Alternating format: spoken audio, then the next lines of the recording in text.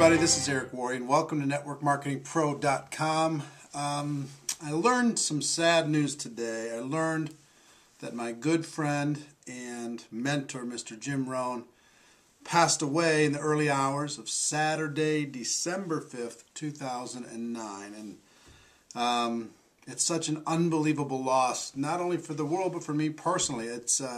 Jim is such a good friend, and he's been ill for about a year, fairly seriously ill.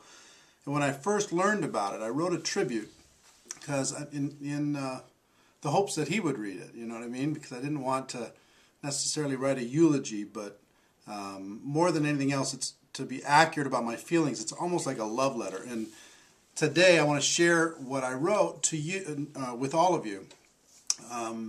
Just kind of let you know the impact of a human being, the impact of what a person can do, the impact of what you can do in this world. And I was first introduced to the work of Mr. Jim Rohn 20 years ago, a little bit more than 20 years ago. I was 24 years old, struggling in network marketing, doing my best to wreck everything around me. Somehow I came upon a bootleg audio cassette of a talk he gave at a Shackley convention entitled The Seed and the Sower. And using the biblical parable of the sower, he talked about how to apply personal development and the law of averages to your network marketing career. And I'll bet I listened to it 100 times, literally over and over and over and over. And I made copies for everybody in my group, and I passed it around and gave it to friends. And from there, I purchased a 6-audio cassette series called The Challenge to Succeed, and it literally changed my life. And it sounds over dramatic, I know, but it's true. He told about his early life, how he messed everything up until about age 25, how he met a mentor and began to turn his life around. And as I listened to it, I thought, hey, I've messed up my life so far. If he turned his life around, then maybe I can too. And not only did he provide an example of what was possible, he gave me a roadmap to begin the process. And he taught me the skill of personal development, and he gave me hope. In addition, he gave me tools to build my business. It wasn't just talk. His words were magical, and I found that if I used his words to my prospects or with my team, using his words, the response was phenomenally positive. In the early days, I thought, if I can just use his words and get these results, I've just found an unbelievable shortcut to financial success in this industry. Some of the other hundreds of lessons, literally, I learned from Mr. Rohn include the magical power of discipline, the art of personal development, setting compelling goals, the power of a good idea, one single good idea that can totally turn your life upside down, the driving force of motivation, the qualities of skillful leadership, the keys to powerful communication, the dynamics of change and growth, refining your philosophy of life, and so much more. One of the biggest was what he called the laws of association. I've talked about it on earlier shows. The laws of association, how you'll become the average of the 5 people you spend the most time with. And if you didn't like your life at the moment, you could begin to change it immediately by just changing the 5 for the better. Well, I began that process, and it started by making Jim Rohn one of my 5. He didn't know it at the time. But you know how I did that when we'd never even met? I did it by buying everything he ever produced and listening to it constantly in my car. I'll bet I've listened to his materials 1,000 hours of my life. With a heavy emphasis when I was first trying to make a name for myself in the industry. And by listening to him so much, he became a stronger influence on my business than any other person. We've all heard about The Secret, big bestseller, The Secret, and the law of attraction. Mr. Rohn would agree with parts of it, and he'd disagree with others. He'd correctly inform you that visualizing a Lamborghini showing up in your driveway without going out and doing something to make it happen is crazy, or in his unique words, affirmation without discipline is the beginning of delusion. But he would also agree it's possible to attract success by becoming a more attractive person. And if you become valuable in the marketplace, exciting things can happen for you. Well, I began that process of personal development, expanding my positive associations, trying to bring value to the marketplace, working on following the roadmap that he provided. And you know what? I was privileged enough to meet Jim Rohn in person, to work with him, and eventually to become friends. In the early 1990s, I was a distributor and eventually the president of a network marketing company called Quorum International. One of the things most important to the management of that company was figuring out a way to communicate with our distributors. Stuart Johnson of Video Plus, another very important person in the network marketing industry, came up with a solution. We would sell our distributors a satellite dish, a KU band satellite dish and receiver for anywhere from $300 to $500, purchase some satellite time, and broadcast a weekly communication show to the whole company.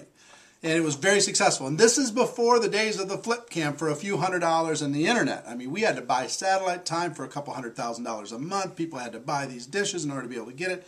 It was a completely different era. But it was wildly successful. In a few short months, we sold something like 50,000 dishes to our people, and everyone was on the same page. Our communication was on the same page. It was amazing. And then a light bulb went off. If we have this airtime anyway, why don't we introduce the concept of personal development to our people? And it really, really worked. After corporate announcements, our distributors could watch some of the best in the world. Who better than Mr. Jim Rohn to be the first? The response was unbelievable. Many people had never heard of personal development, let alone have it piped into their living rooms. And in June of 1994, the CEO of Quorum and myself ended up leaving that company for some ethical reasons, and I've talked about that on previous shows, and spent some of the time thinking about what we wanted to do with our lives. Because of the combination of our satellite experience and the fact that personal development's been so important to both of us, we decided to start a company by combining both. The company was TPN, the People's Network. The TPN experience for me was one of the most satisfying times of my life, and I have to say it wouldn't have happened if not for Jim Rohn. In those early days, he bet on us when most people wouldn't. And his involvement encouraged other people to join it. People like Brian Tracy and Les Brown and Dennis Waitley and Paul Zane Pilzer and Jeffrey Gittimer and way too many others to count. And it was during that time that I got to know Mr. Rohn personally. When we held some of our early events, he would speak and the crowds would go crazy. And I remember one of the first productions we ever did in our studio, our little studio. I'm acting as producer, not knowing anything about about production. And he did in our studio the challenge to succeed. And I just couldn't believe 6 or 7 years earlier, I first started listening to him in my car. I was actually helping to produce a new television series with him. A few weeks earlier, we'd heard that James Brown, you might know him from hosting the Sunday morning football shows. He was earlier on Fox and then on CBS. But James Brown was a fan, so we called and asked him if he'd do some in and out intros and closing segments for Jim Rohn's show. And he agreed to do that on short notice, and we were set to go. And I haven't seen those shows in quite a while. I believe they're Stuart Johnson now owns them, so maybe they'll find their way into people's lives through Success Magazine or some other form.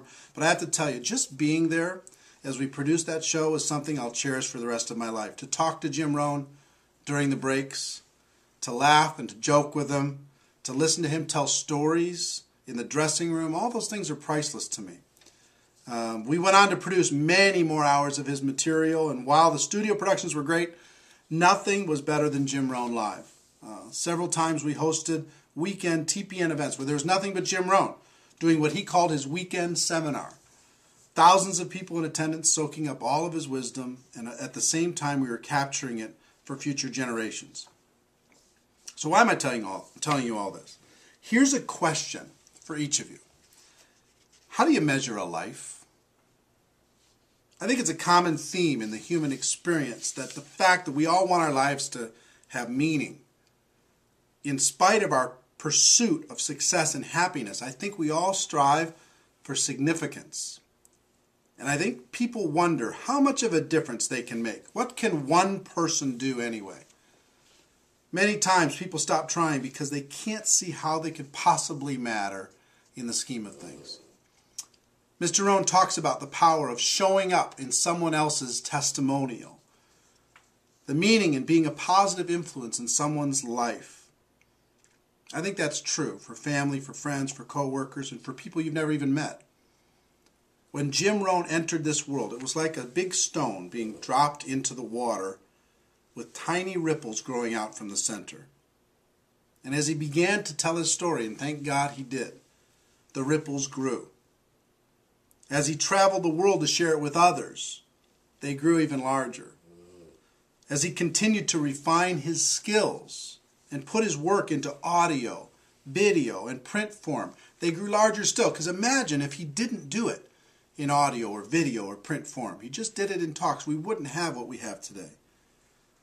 And when people listened, people like me, hopefully people like you, more stones were dropped into the water, and life created life.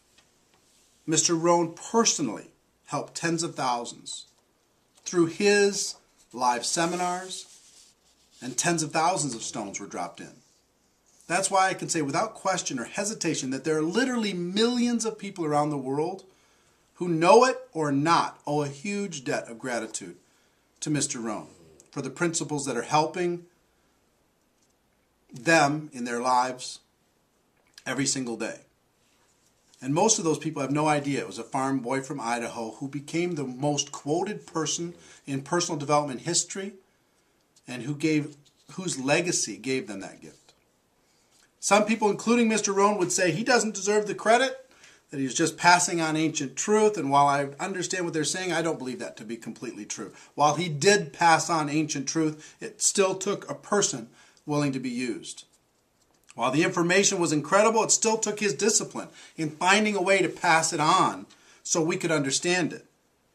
It reminds me of a story Mr. Rohn would tell. He said a man was driving one day and he saw a rock garden by the side of the road. He stopped to take a look, and as luck would have it, the gardener happened to be there and offered him a tour. As they walked through the gardener pointed out some of the highlights. He told the man that his first step was to clear the area so the garden could be organized. The man replied, "Praise God, all glory be to God." They went on, and the gardener showed the man how he made pathways through the garden with small stones on the walkway and larger stones to line the sides, to which the man replied, "All men are nothing, all glory be to God." They walked on, and the gardener showed the man how he'd organized the garden into beautiful designs with scenic sitting areas throughout, and again the man replied, "To God be the glory." To that the gardener finally replied, "Look, mister, I understand what you're saying, but you should have seen this place when God had it all to himself. The world is a better place because of Mr. Rohn. And if they did an It's a Wonderful Life test to measure the impact on mankind if he'd never been born, the results would be astounding. What a legacy. Now it's up to us to continue the legacy. I wrote earlier about the power of showing up in someone else's testimonial. Well, Jim Rohn is a permanent part of mine. I'll never be able to fill the void now that he's left us, but I'll never stop trying. I'll do my best to keep his legacy alive, and I hope all of you do too. In 1997, Mr. Rohn came out with a book called Leading an Inspired Life. I asked him to sign it for me, and this is what he wrote. He said, "Eric, thanks for the friendship all of these years. Friendship is wealth. You make me a rich man. It's one of my most prized possessions. I've seen Jim from time to time over the last years. The last was when he attended a personal development event for me here in 2004 in my hometown of Minneapolis. He was as fantastic as ever. In our society today, there's a common question. Where are our heroes? Where are the people leading the way for the future? Mr. Jim Rohn is and was a legitimate hero. And through his work and his influence, he'll live forever. We'd all be blessed if we could do the same. I know this is a horribly inadequate tribute to an amazing man, but Mr. Jim Rohn, I love you very much. Ladies and gentlemen, I'll see you tomorrow. Bye-bye.